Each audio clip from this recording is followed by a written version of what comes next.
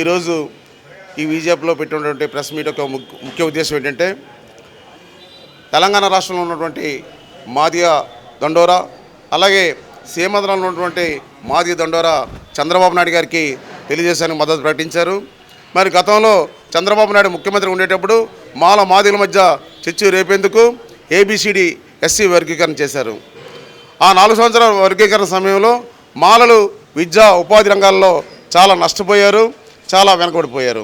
దానిపైన మేము సుప్రీంకోర్టుకు వెళ్ళటం వల్ల సుప్రీంకోర్టులో ఒకే సామాజిక వర్గం చెందినటువంటి మాదిగల మధ్య ఎటువంటి వ్యత్యాసం లేదు కాబట్టి వర్గీకరణ చెల్లనేరదని సుప్రీంకోర్టు జడ్జిమెంట్ ఇవ్వడం వల్ల మేము ఈరోజు బయటపడ్డాము.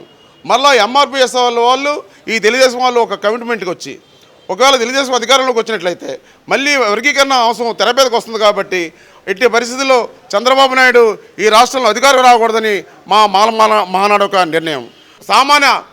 సామాన్యులు అందరూ కూడా తెలుగుదేశం వ్యతిరేకంగా ఓటేయాలి. ఎందుకంటే 5 సంవత్సరాలకు వస్తారు, అవకాశం వస్తుంది. మళ్ళీ చంద్రబాబు నాయుడు 10 సంవత్సరాల అధికారం దూరంగా ఉన్నాడు. మళ్ళీ అధికారంకి వచ్చినట్లయితే మళ్ళీ మనం నష్టపోతాం కాబట్టి మాలలు ఎవరు కూడా చంద్రబాబు నాయుడు ఓటేయకూడదు. మాలందరూ ఆల్టర్నేటివ్ ఉన్నటువంటి వైఎస్ఆర్సీపీ మద్దతు ప్రకటించి చంద్రబాబు నాయుడు ఓడించాలని మన హక్కులు మనం పరిరక్షించుకోవాలని ఈ సందర్భంగా మనం చేస్తున్నాను.